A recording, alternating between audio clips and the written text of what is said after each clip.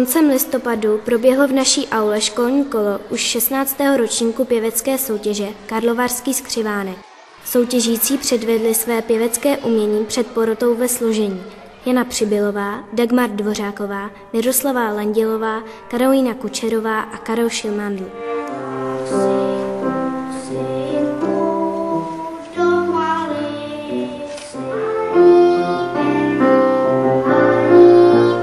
Ceny do školního kola soutěže darovalo rodičovské sdružení a tak si mohli všichni soutěžící ihned po svém výstupu vychutnat sladkou odměnu.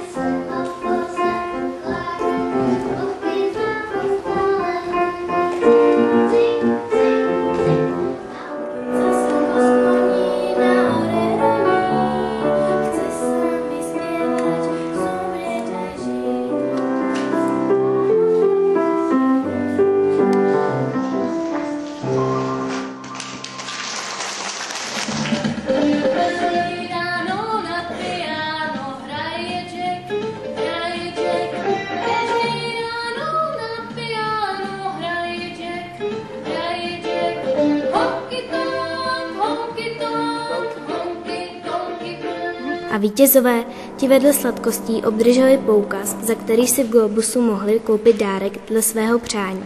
Diplomy pro vítěze a čestná uznání oceněným zpěvákům připravil pan učitel Jan Tumpach. Školní kolo soutěže organizoval a moderoval pan učitel Jiří Zeman a zúčastnilo se ho 127 soutěžících.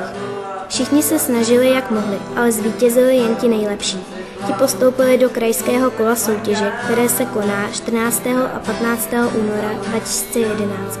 Tam se utkají v konkurenci zpěváků z celého Karlovarského kraje. Budeme jim držet palce.